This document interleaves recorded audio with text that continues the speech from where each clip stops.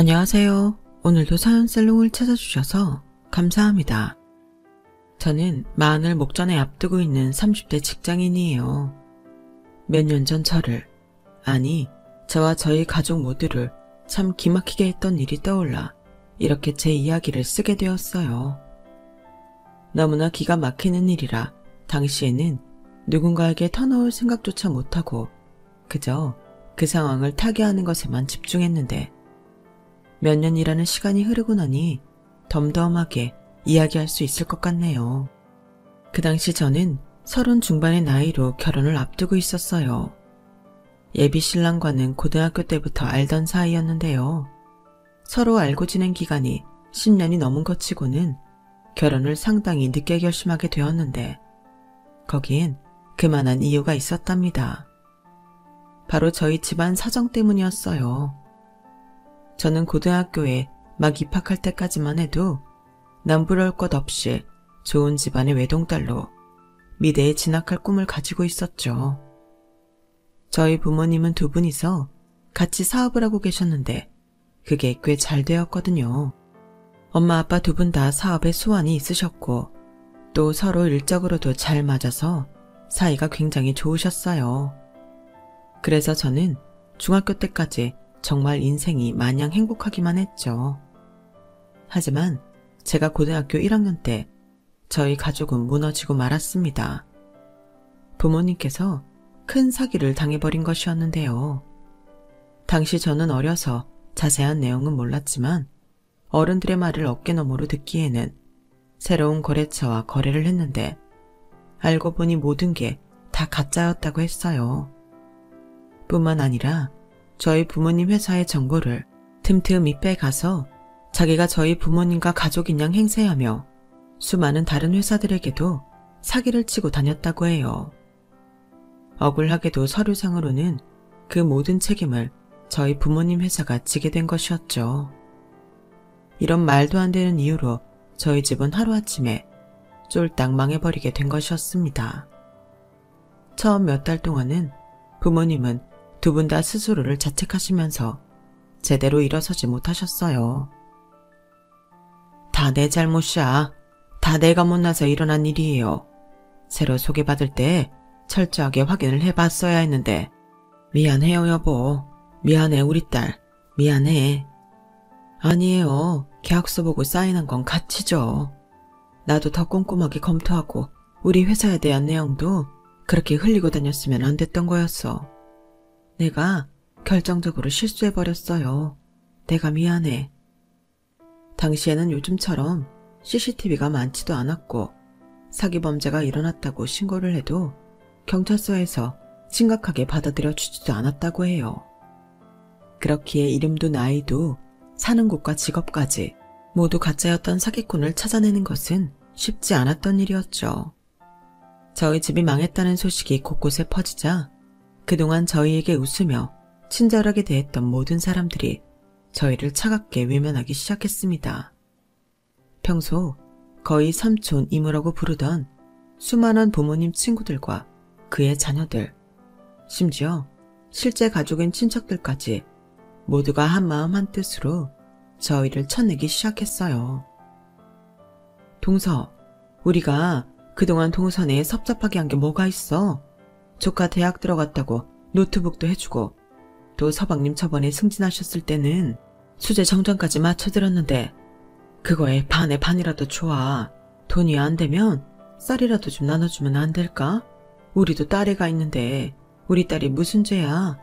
애한테만이라도 밥 좀 해주게 쌀 조금만 나눠줘. 아니 그건 말 그대로 선물이지 우리가 돌려줘야 하는 의무가 있는 건 아니잖아요. 형님 참 말 이상하게 하시네요.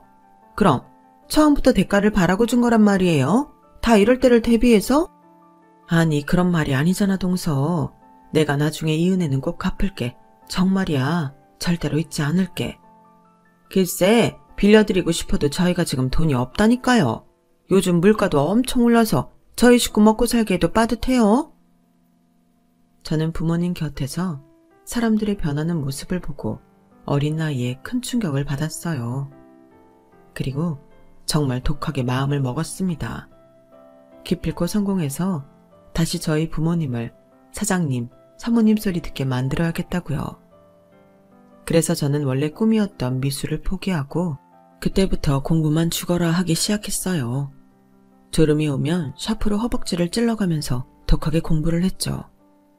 제가 갑자기 180도 바뀐 모습을 보이자 학교에서는 저에게 말을 거는 애들도 별로 없었어요. 온 동네에 소문이 자자했으니 반 아이들도 제가 하루아침에 가난해졌다는 걸 다 알아서 눈에 불을 켜고 공부하는 절 아무도 건드리지 않더군요. 딱 한 사람, 저희 예비 남편만 제외하고 말이에요. 예비 남편은 학교에서도 같은 반, 미술학원에서도 같은 반이었던 친구였는데요. 그전에는 그저 티격태격 하던 친구였는데 제가 하루아침에 길거리에 나앉게 되자 불쌍하게 생각했던 모양입니다. 학교 끝나면 빵이랑 우유를 가져다 주거나 늦은 밤 도서관에서 나오는 저와 같은 방향으로 걷는 등 나름대로 저를 챙겨주기 시작하더군요. 그런 날들이 학년이 지나도 반복되자 예비 남편이 저를 좋아한다는 사실은 학교 내에서도 공공연한 사실이 되었어요. 하지만 당시 저는 그런 마음을 봐줄 여유가 없었습니다. 집에 들어올 때마다 저희 부모님을 보면 도저히 그런 여유가 생겨나질 않았어요. 평생 여유 있는 집에서만 살아왔던 저희 엄마의 곱던 손이 하루가 다르게 거칠어져 가는 게 보였고 아빠도 역시 얼굴이 몰라보게 말라가는 것이 보였거든요. 저는 빚을 갚기 위해 밤낮으로 일하는 저희 부모님을 대신해 집안일을 도맡아 했어요. 밤 늦게까지 공부를 하고 들어오면 최소한의 집안 청소와 빨래를 하고 밥을 해놓고 나서 눈 감기 직전까지 책을 보다가 잠들었어요. 매일매일을 그렇게 똑같이 치열하게 살았죠. 그렇게 결국 대한민국에서 가장 좋다는 대학에 장학금을 받고 들어갈 수 있었습니다.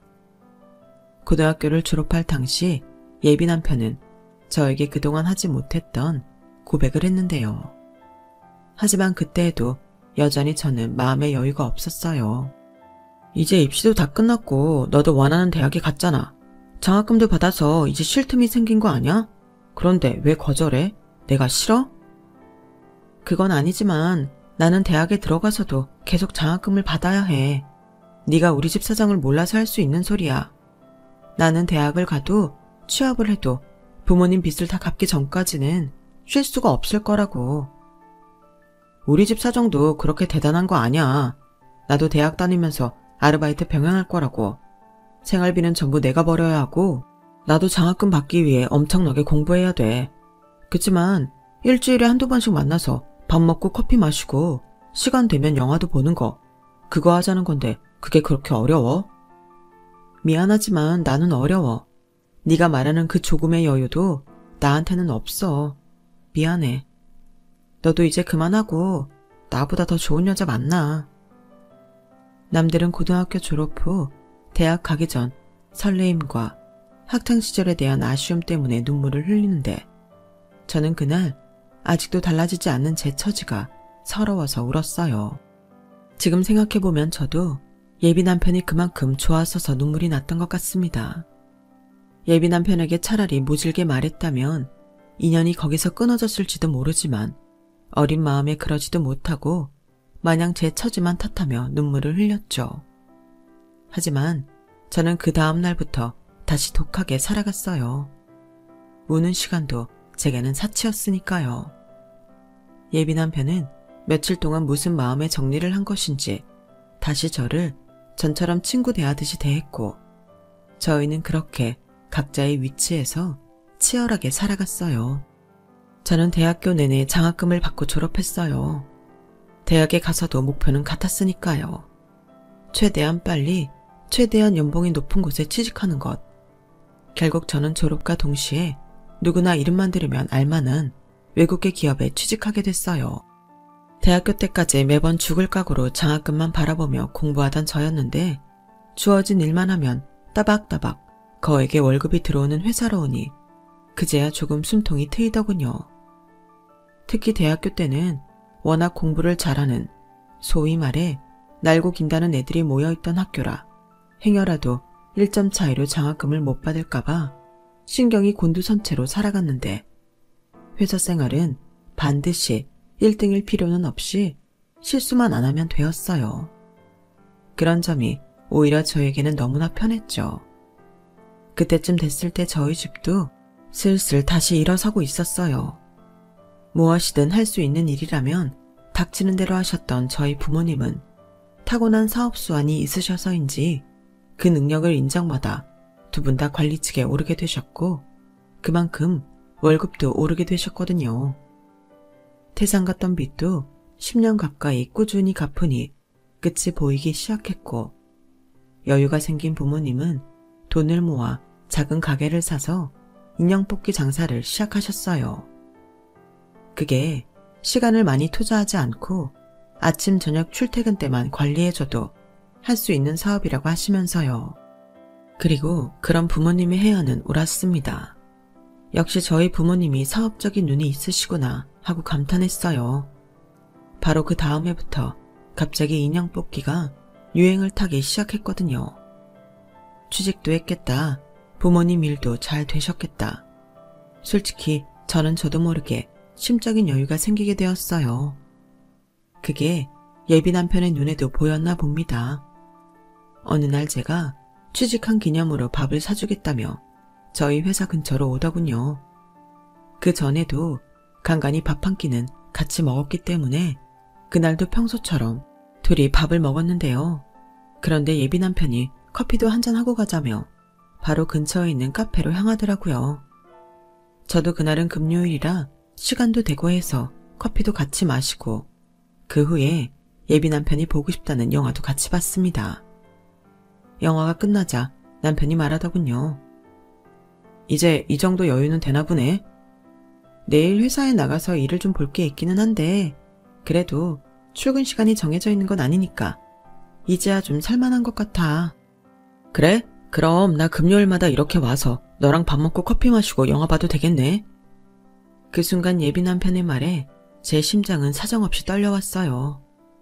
성인이 되고서는 무뎌진 줄 알았는데 내가 아직도 이 사람을 많이 좋아하고 있구나 하고 깨달아버린 것이었죠. 그래서 그날부터 저희는 사귀게 되었어요. 예비 남편은 아직 대학교를 다니는 중이었고 저랑 사귄 지 얼마 안 되어서 마찬가지로 좋은 회사에 인턴으로 들어가 취직이 한 번에 성공하게 되었답니다. 예비 남편은 고등학교 때부터 저를 따라다니며 도서관에 들락거렸는데요. 그때 미술학원을 관두고 점점 공부에 손을 대더니 남부럽지 않은 디자인 회사에 좋은 조건으로 들어가게 되었죠. 제가 고등학교, 대학교를 졸업하고 취직까지 성공하는 동안 저희 부모님은 어느새 머리가 하얗게 셀 정도로 연세가 드셨어요. 어렸을 때는 세상에서 제일 예쁜 줄로만 알았던 우리 엄마의 얼굴에도 세월의 흐름이 진하게 배었고 아빠도 예전만큼 천하장사가 아니게 되신 거죠. 그리고 제가 취직한 지 1년째 되는 날 드디어 저희 가족은 빚을 전부 청산하게 되었고 기쁨의 눈물을 흘렸습니다. 살면서 가장 행복했던 순간을 꼽으라면 저는 망설임 없이 그날을 꼽을 거예요. 낡은 임대 아파트에서 시장에서 사온 순대, 족발, 만두로 잔치상을 차린 남들이 보기에는 보잘것없어 보이는 장면이었지만 저에게는 세상에서 가장 행복했던 저녁이었으니까요. 그리고 저는 그날 부모님께 예비 남편과 사귀게 되었다고 말씀드렸어요. 저희 부모님도 예전부터 예비 남편을 자주 봤기 때문에 예쁜 사랑하라며 축복해 주셨어요. 그날 이후 저희 가족은 눈에 띄게 형편이 좋아졌고 저 역시 그전과는 너무나 다른 사람으로 변해가더군요. 부모님 사업이 망하기 전 해맑았던 중학교 때의 모습을 되찾아가는 것 같았죠. 그렇게 저희는 5년간의 연애를 끝으로 결혼을 약속하게 되었답니다. 빚을 청산하는 것과 결혼 자금은 또 다른 문제라 긴 시간이 걸리게 되었어요. 그리고 제가 예비 남편이 저를 오랫동안 기다려준 만큼 더 잘해주고 싶은 마음이 들어 목표한 금액을 모으기 전까지는 결혼을 좀 미루게 된 것도 있었고요. 사실 저희는 이미 서로의 부모님께도 인사를 드린 지 오래였고 언제 식을 올려도 이상하지 않은 상황이었어요. 모든 게 물 흐르듯 자연스러웠죠. 그런데 딱 하나 제가 예비 남편에게 궁금한 게 있었는데요. 바로 예비 남편의 어머니였어요. 예비 남편은 아버지만 있고 어머니는 안 계셨는데 어머니에 대한 언급을 이상하리만큼 하지 않았거든요. 저희가 그동안 알고 지낸 시간을 생각해보면 단 한 번도 언급을 안 했다는 게 이상하긴 했어요. 예비 남편도 예비 시아버님도 지나가는 말이라도 하질 않았어요. 그렇게까지 말을 안 하는데 굳이 물어봐도 되나 싶어 고민을 조금 했지만 그래도 결혼할 사이면 앞으로 가족인 건데 좋은 얘기든 안 좋은 얘기든 알고는 있어야 하는 것 아닌가 싶어서 조심스럽게 물어봤어요. 근데 자기는 아버지랑 둘만 계속 살아온 거야? 혹시 어머니 얘기 물어봐도 돼? 불편하면 얘기하지 않아도 돼. 결혼하기 전에 혹시 내가 알아야 할 것이 있나 싶어서 물어본 거야. 아니야, 궁금한 게 당연하지. 내가 한 번도 얘기를 안 했으니까. 우리 엄마는 내가 아주 어릴 적에 집을 나가서 나도 행방을 몰라. 나중에 내가 중학생쯤 됐을 때였나? 먼 친척을 통해서 엄마가 사기를 치다 교도소를 갔다는 이야기를 들은 적이 있어. 확실하지는 않아. 그치만 엄마는 나 어렸을 때도 집안일이나 육아는 전부 나 몰라라 하시고 맨날 밖에서 술만 마시고 동네 아줌마들한테도 이런저런 거짓말로 돈을 뜯어내고 다녔대. 아버지가 그 뒤치다거리 하느라 너무 고생을 하셔서 하루는 앞으로 절대 두 번 다시 안 봐준다. 당신이 사고친 일 돈으로 메꿔주지 않을 테니 알아서 해라 하고 호통을 쳤는데 며칠 뒤에 집에서 값이 나가는 물건들을 들고 나가서 여지껏 안 들어오시는 거야. 서로 연락처도 행방도 모르니 오히려 다행이지 뭐. 아버지는 오히려 엄마가 집을 나간 이후로 일이 잘 되셨거든. 사고치는 사람도 사라졌으니 허튼 돈이 나갈 일도 없고 덕분에 엄마가 사라진 이후로는 나도 고생 없이 자란 거야. 집 나간 엄마가 알았으면 당장에 돌아왔을걸. 그런데 감감무소식인 거 보니 교도소든 어디든 우리를 모르는 곳에 있다는 건 분명해. 그러니 자기도 걱정할 거 없어. 항상 부자지간이 돈독해 보여서 마냥 행복한 집안인 줄 알았는데 이런 아픔이 숨겨져 있었다니 너무나 깜짝 놀랐어요. 하지만 이미 다 지나간 일이고 예비 남편의 말대로 걱정할 이유는 하나도 없었기에 저는 그냥 그렇구나 하고 더 이상 묻지 않았습니다. 그런데 얼마 후 저희에게는 정말 말도 안 되는 일이 벌어졌어요. 드라마도 이런 막장 드라마가 없겠구나 싶을 정도로 말도 안 되는 일이었는데 그게 현실에서 벌어지다니 너무 놀랐죠. TV에 나오는 것보다 현실은 더하다더니 그 말이 딱 맞는 상황이었지 뭐예요. 예비 남편의 집 나간 엄마가 저에게는 예비 시모 되는 그 여자가 거의 20년 만에 집을 찾아온 거였어요. 안 그래도 상견례 날짜를 잡자고 남편에게 연락을 하는데 어느 날부턴가 갑자기 남편이 답장을 하는 속도가 느려지고 목소리도 어두워지는 거예요. 그래서 무슨 일이지 싶었는데 그런 엄청난 일이 벌어져 있었던 거죠.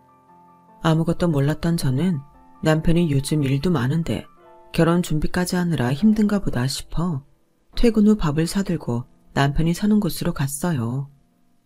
그때 당시 남편은 회사와 가까운 곳에 임시로 오피스텔을 구해 평일에는 그곳에서 주말은 아버님 댁에서 지내고 있을 때였는데 그곳이 저희 회사랑도 가까웠거든요.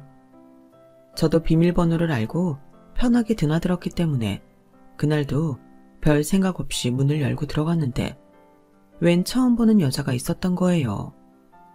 예비 남편은 방 안에 있다가 현관문 소리를 듣고 나와 저를 보더니 너무나 깜짝 놀라며 저에게 다가왔어요. 하지만 그 여자가 더 빨랐습니다. 제가 들어가자마자 저를 보더니 어머, 며느리 데려가시구나 하며 반갑게 맞이하는 것이었어요. 며느리라는 말을 듣는 순간 저는 무슨 상황이 벌어진 건지 한 번에 이해가 되면서도 현실을 받아들이지 못했어요. 분명 얼마 전까지 에이, 그런 일이 어떻게 일어날 수 있겠어? 하는 그런 일이 벌어진 것이니까요. 그 여자는 나이에 맞지 않는 새빨간 염색머리를 하고 저희가 쉴 새 없이 말을 걸어오더군요. 아직 결혼도 전인데 이렇게 집에 드나드는 사이야? 아무리 요즘 시대라고 해도 너무 부주의하네. 여자가 그런 것도 다 시부모 입장에선 흠인 건데. 어머, 백은 또 좋은 백이네? 우리 며느리도 돈 좀 버나 보네? 예비 남편은 그 여자가 저에게 말을 거는 걸 쌩 무시를 하고 저를 집 밖으로 데리고 나갔어요. 그리고 집 앞에 있는 카페에서 며칠 동안 갑자기 어두워진 이유를 자초지종 설명하기 시작했어요.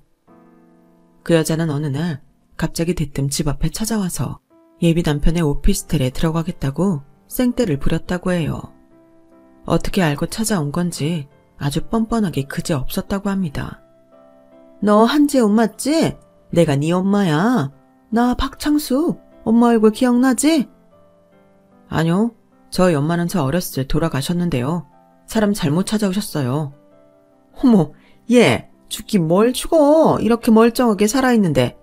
너 여기 앞에 좋은 회사 다니더라? 거기 초봉만 해도 연봉 1억이라던데. 우리 아들 어쩜 이렇게 멋지게 잘 컸을까? 저 그런 사람 아니라고요. 뭐가 아니긴. 너 어렸을 때 의자에서 떨어지면서 식탁 다리에 부딪혔었잖아. 그때 난 상처 여기. 그래 여기 귀 옆에 딱 있구만 뭘. 너희 아빠는 어쩌고 너 혼자 지내니? 여기가 그 결혼하는 아가씨랑 같이 살 곳은 아닌 거지? 그 여자는 예비 남편 옆 공간을 비집고 들어와 오피스텔을 둘러보며 사정없이 떠들었다고 해요. 어떻게 알았는지 저와의 관계도 제가 어디 살고 어디서 일하는지까지 전부 뒷조사를 했다고 합니다. 순둥이 같은 제 예비 남편이 아무리 그 여자를 내쫓으라고 해도 들은 척도 않고 자기 집인 양 방안을 휘젓고 다녔다고 하더군요. 자기는 갈 데도 없고 너가 내쫓으면 그냥 길바닥에 얼어 죽을 거다. 생모를 얼어 죽이고 싶으면 내쫓아봐라 라며 배째라고 드러눕더랍니다. 그러니 마음이 모질지 못한 남편은 그냥 그 여자를 투명인간 취급하며 퇴근 후면 안방에 문을 잠그고 틀어박혀 있었대요. 그 얘기를 들은 저는 그 자리에서 예비 시아버님께 연락을 드렸어요. 예비 남편이 말리는 걸 막고 전화를 드렸죠. 예비 시아버님은 너무 놀라시면서 당장 이리로 오겠다고 하셨고요. 밤늦게 아버지 놀라시게 그러지 말라니까. 그럼 경찰 부를 거야? 경찰 부를 거면 지금 전화드려서 아버님 다시 오시지 말라고 말씀드릴게. 그건 또 할 말이 없었는지 예비 남편은 저를 말리던 걸 멈추고 저랑 같이 예비 시아버님을 기다렸어요. 예비 시아버님은 금세 도착하셔서 예비 남편의 오피스텔로 당장 쳐들어가셨습니다. 그때부터 온 완력을 다해 그 여자를 끌어내려고 하셨어요. 그러자 그 여자는 내 몸에 손대지 마. 요즘 세상이 얼마나 무서운 세상인 줄 알아? 당신 우리가 아직 법적으로 부부 사이인 거 잊었어? 내가 가정폭력으로 신고하면 요즘에는 경찰들이 전부 잡아간다고. 나는 법적으로도 제 엄마야. 실제로도 내가 낳은 내 새끼고 내가 내 새끼 집에서 며칠 좀 묵겠다는데 그게 무슨 죄야? 당신이야말로 경찰 부르기 전에 나가. 생모고 나발이고 며느리도 보는 마당에 동네 창피하게 이게 무슨 짓이야. 당신이 그러고도 애 엄마야. 일말의 수치심이라도 있다면 당신 발로 여기서 나가라고. 싫어. 밖에 나가면 어디 뭐 땅 파서 이런 집 구할 수 있는 줄 알아? 이 추운데 어딜 나가는 거야. 절대 안 나가. 살면서 그런 무지막지한 생떼를 처음 본 저는 머리가 다 어지럽더라고요. 저희 부모님도 예비 시아버님도 다들 점잖기만 한 분들이었기 때문에 어른들이 그렇게 고성을 질러대며 싸우는 모습을 본 적이 없었거든요. 삐쩍 마른 여자가 어찌나 목소리가 크고 힘이 센지 저희 셋은 다시 그 오피스텔을 나올 수밖에 없었습니다. 침울하고 당혹스런 분위기 속에서 예비 남편이 말했어요. 조금만 저렇게 내버려 둬볼까 봐요. 안 그래도 제가 집주인한테 방을 예정보다 일찍 빼겠다고 이미 말을 해놨어요. 다음 세입자가 구해지는 대로 보증금 빼고 방 비울 거예요. 왜인지 아버지 계신 집은 안 들어가려고 하니까 제가 다시 아버지 집으로 들어갈게요. 어차피 출퇴근 몇 개월만 고생하면 신혼집에 들어가면 되니까 괜찮아요. 자기 정말 괜찮겠어? 저 기세를 보니까 쉽게 물러서지 않을 것 같은데. 그러자 예비 시아버지께서 말씀하셨죠. 재훈이 말대로 해보자. 본인이 말한 대로 추운 날 갈 곳 없다고 들어가 있으려는 것 같은데 더 눌러붙기 전에 오피스텔 자체를 처분하는 게 나을 것 같아. 나도 안일하게 있었으면 안 되는 건데 최대한 빨리 이혼 절차 밟으마. 아가, 결혼하기 전에 이런 꼴을 보여서 미안하다. 아니에요, 아버님. 아버님이랑 재훈이가 무슨 죄가 있어요. 저도 필요한 일 있으면 도울게요. 언제든지 말씀해 주세요. 고맙다, 아가. 그렇게 예비 남편과 예비 시아버님은 그 여자를 보내기 위한 각자의 노력에 힘썼고 그 여자 모르게 상견례 날짜도 잡게 되었습니다.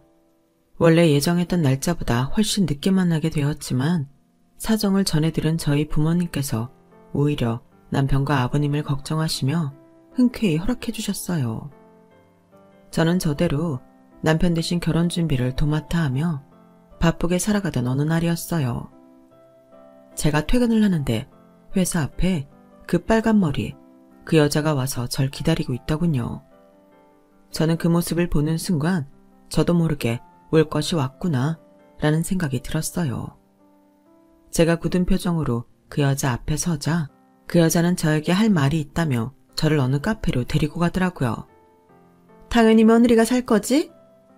그 여자는 의기양양하게 웃으며 빵이며 케이크이며 커피며 아주 거하게 주문을 하더니 계산대 앞에 저만 놔두고 자리를 잡겠다고 가버리더라고요. 저는 방금 주문한 거 다 빼고 커피 2개만 달라고 주문을 수정하고는 그 여자를 따라 테이블에 앉았습니다. 주문이 딸랑 커피 2잔만 나오자 그 여자는 이것 봐라 하는 표정으로 저를 매섭게 노려보더니 제 앞에 쇼핑백 하나를 던져놓더군요. 꺼내봐요. 섭섭치 않을 테니. 열어보니 샤넬백이 하나 들어있었어요. 그런데 자세히 보니 영락없는 짝퉁이었죠. 어이가 없어서 그 여자를 다시 보니 제가 속았다고 생각한 건지 콧대가 높아져서는 저에게 이야기하더군요. 뭐 그래도 애 엄마고 그래도 결혼식인데 형식적으로 예물은 해야 할 것 같아 준비했어. 이 정도 예물 해주는 시댁이 그리 많지 않다는 거 아가씨도 나이가 있으니까 알 거야. 나야 뭐 그렇게 큰 거 바라는 것도 아니고 평생 이 집에 눌러 앉아서 살 것도 아니니까 편하게 생각해요. 그럼 얘기는 끝난 건가요? 아니지. 아주 웃기는 아가씨네. 이게 얼마짜리 샤넬백인데 바다만 먹고 입 싹 씻으려고? 예물이 뭔지 몰라? 내가 이 정도 성의를 보였으면 주는 게 있으면 오는 것도 있어야지. 안 그래요? 내가 얼마 전에 보니까 요즘에는 외제차 한 대 뽑는 게 일도 아니더라고. 예전에는 한두 대 있을까 말까 했던 외제차가 요즘 길바닥에 널렸길래 어떻게 된 건가 했더니 며느리가 다니는 회사 정도면 어렵지 않게 장만할 수 있다던데. 그 말이 사실이야? 아니요, 사실이 아닙니다. 사실이 되게 해야지 시어머니한테 잘 보이려면. 그러다가 내가 아예 재훈이 집에 영영 눌러 앉는 수가 있어. 앞으로의 결혼 생활이 행복한 결혼 생활이 될지 끔찍한 고생살이가 될지는 아가씨한테 달려있는 거라니까. 잘 생각해봐. 그렇게 나쁜 조건은 아니야. 마치 자기가 패를 쥐고 있다는 듯이 비열하게 웃는 그 여자의 모습을 보니까 속이 다 메스꺼웠어요. 저는 그래 어디 한번 드러나 보자는 식으로 물었습니다. 그래서 원하는 게 뭔데요? 이번에 그 어디지? 그래 포르쉐. 거기 예쁘게 핑크색으로 차 한 대 나왔더라. 그걸로 좀 부탁해요. 나야 원래 한 곳에 오래 못 있으니까 다른 거창한 예단은 필요 없고 차나 한 대 해주면 그걸로만 살아도 괜찮거든. 나 보기보다 능력 있는 여자예요. 어이가 없어서 헛웃음이 나더군요. 저는 더 들을 필요도 없다고 생각해 자리에서 일어나려는데 그 여자가 또다시 말을 해왔어요. 내 말 알아듣고 일어나는 거 맞아? 아니, 그쪽 부모님은 딸이 결혼하는 집안이 이런 집안이라는 걸 아나? 저번에 그 꼴을 다 보고도 헤어지지 않은 거면 아가씨는 괜찮다고 생각하는 모양인데 부모 마음은 그게 또 아니거든. 부모가 알면 아주 단식투쟁을 해서라도 나 같은 시어머니 밑으로 시집 보내지는 않을걸. 괜히 결혼 힘들게 하고 싶지 않으면 이번 달 말까지 차 뽑아서 와요. 나 어디서 지내는지 알지? 듣자 하니 재훈이는 그쪽을 엄마로도 생각 안 하고 아예 기억도 없던데 뭘 믿고 그렇게 엄마 행세하려고 드세요? 그쪽은 그냥 남이에요, 남. 저도 그렇게 생각하고 저희 부모님도 그렇게 생각하세요. 그러니까 그딴 협박 맨날 해도 원하는 거 가질 수 없을 거예요. 쓸데없는 짓 그만하고 그쪽 살 길이나 빨리 찾아서 떠나든지 하세요. 왜? 보기보다 능력 있는 여자라면서요. 그러니 그만 아들한테 빌붙고 꺼지시라고요. 제가 쏘아붙이자 그 여자는 저를 마귀처럼 노려보더군요. 저는 더 들을 말도 할 말도 없어서 그냥 그 자리를 나와버렸어요. 물론 그 짝퉁백도 두고 나왔죠. 예비 남편에게도 이 일에 대해 따로 말하지는 않았어요. 별것도 없는 자리였는데 괜히 저한테 미안해하거나 마음 쓸까봐요. 나중에 오피스텔을 처분하고 그 여자를 내쫓은 다음에 말해야지 라는 생각이었고 또 살다 보니 바쁜 일상에서 잊혀지기도 했거든요. 그런데 그게 저의 아니란 생각이었나 봐요. 얼마 후 저희가 드디어 상견례 자리를 갖게 된 날이었습니다. 미리 예약해둔 고급 한정식 식당으로 자리를 마련했는데요. 예비 남편과 예비 시아버님 그리고 제가 먼저 자리에 도착해 저희 부모님을 기다리고 있었어요. 누군가 저희 룸 문을 열고 들어오는 순간 저희 부모님인 줄 알고 방앗게 일어서던 저희 세 사람의 얼굴은 순식간에 굳어졌습니다. 문을 열고 들어온 건 다름이 아니라 그 귀신 같은 여자였어요. 당신이 여기를 어떻게 알고 찾아와? 제정신이야. 아들 혼사길 망치려고 왔어? 당장 나가. 예비 시아버님은 곧장 자리에서 일어나 그 여자를 끌어내려고 안간힘을 썼어요. 예비 남편도 굳은 표정으로 당장 나가라며 그 여자를 끌어내려고 했죠. 그런데 그 여자는 미닫이문에 거머리처럼 달라붙어서는 고래고래 소리를 질렀어요. 아우, 나 죽네. 아우, 여기 사람 팬다. 여자 한 명을 남자 둘이서 죽이려고 하네. 고급 한정식집에서 소란이 일자 직원이 달려오고 당황한 예비 시아버님과 예비 남편이 그 여자에게서 손을 뗐는데요. 직원이 오자 그 여자는 아무렇지 않은 얼굴로 괜찮아요? 하고 직원을 돌려보내더군요. 그 모습을 보고 제가 굳은 표정으로 그 여자를 노려보자 그 여자는 저를 향해 이렇게 말했습니다. 내가 괜한 말을 한 게 아니었다는 걸 이제 알겠니? 아직 어려서 사람 볼 줄을 모르나 본데 나는 우리 며느리가 생각하는 그런 범주에 있는 사람이 아니란다. 내가 원하는 건 다 가져가는 사람이지. 이제 네 분수를 알았지? 분수를 알았으면 어서 그때 말한 차나 준비시켜놔. 제가 그 여자에게 뭐라고 반박하려던 순간 저희 부모님께서 도착하셨어요. 아직 문가에 서 있던 예비 시아버님과 예비 남편을 보고 반갑게 말을 걸며 오셨죠. 아유, 미안합니다, 사돈어른. 차가 좀 막히는 바람에 기다리게 해드렸네요. 그런데 왜 나와 계십니까? 좀 전에 무슨 소란스러운 소리가 들리는 것 같은데 혹시 무슨 일 있으셨나요? 아닙니다. 그게...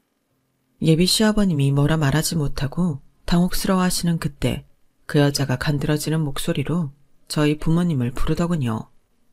어머, 사돈 안녕하세요. 제가 안 써도 되는 사람이에요.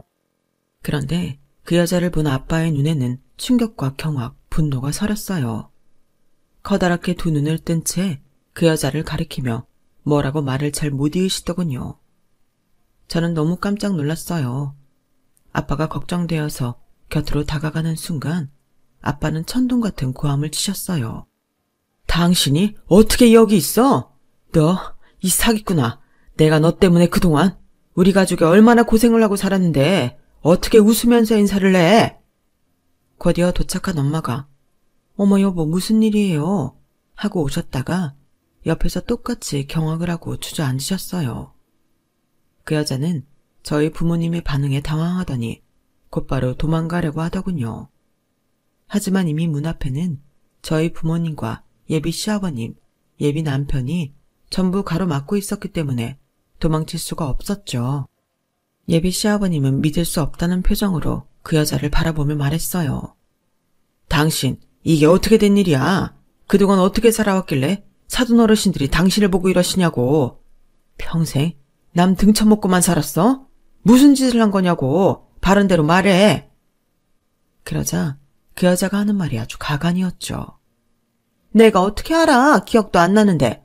저기요, 사람 착각하신 거 아니에요? 생사람 잡지 마세요. 그 말을 듣고 저희 엄마가 그 여자에게 다가가 머리채를 붙잡아 버리는 겁니다. 저희 엄마가 그런 힘이 있으신 줄 그날 처음 알았어요. 뭐라고 이 사기꾼아? 내가 그 땡땡물산 대표라고 나한테 명함 줬던 거는 기억 못하냐? 니년이 우리 회사 팔아먹으면서 사기치고 다녀서 그동안 우리가 그 빚 다 갚느라 얼마나 힘들었는 줄 알아? 니년 하나 때문에 우리 딸이 그동안 얼마나 힘들게 살았는지 알아? 그런데 기억이 안 나? 기억을 못해? 우리는 다 기억해. 내가 그동안 못 물었던 죄값 지금 물게 해줄 테니까 어디 다시 한번 기억 안 난다는 소리 해봐. 그 여자가 발버둥을 치자 반사적으로 예비 남편이 그 여자의 두 팔을 잡아버렸어요. 그때부터 그 여자는 저와 저희 부모님과 한동안 몸싸움을 했죠. 저는 저희 엄마가 정말 그 여자를 대머리로 만들어버리는 줄 알았어요. 그 꼴 보기 싫던 빨간 머리가 바닥에 수북히 쌓였거든요. 그런데 잠시 후 저희 룸으로 경찰이 오는 겁니다. 밖에서 여기 누가 신고하셨나요? 하는 소리가 들리자마자 예비 남편이 후다닥 저희 부모님과 저희를 그 여자에게서 멀리 떼어놓더니 밖에서 경찰을 데리고 왔어요. 제가 신고한 사람입니다. 사기꾼이 잡혀서요. 알고 보니 예비 남편은 그 전에 그 여자가 문짝에 매달려 고래고래 소리를 지른 뒤에 곧바로 경찰에 신고를 했었는데 경찰이 도착하기 전에 이런 일이 벌어질 줄은 꿈에도 몰랐던 것이죠. 그 여자는 자기가 폭행을 당했다며 악을 썼지만 경찰은 그 자리에서 신원조회를 해보고는 수배 중이던 사람을 잡았다며 그대로 그 여자를 경찰서에 끌고 갔습니다. 한바탕 폭풍이 지나고 나서 저희 가족은 기진맥진에 있었어요. 그런데 갑자기 예비 시아버님이 저희 부모님께 무릎을 꿇고 사과를 하시는 겁니다. 사돈 어르신, 제가 정말 얼굴을 들 낯이 없습니다. 그동안 그 오랜 세월 동안 사돈 집안을 힘들게 했던 인간이 제 안사람이었다니 저희 집안을 내치셔도 할 말이 없습니다. 제가 대신 사죄드립니다. 앞으로 평생 그 빚 갚으며 살아가겠습니다. 제 아들과의 결혼을 물으신다고 하셔도 겸허히 받아들이고 계속 빚 갚으며 살아가겠습니다. 사돈 어르신, 정말 죄송합니다.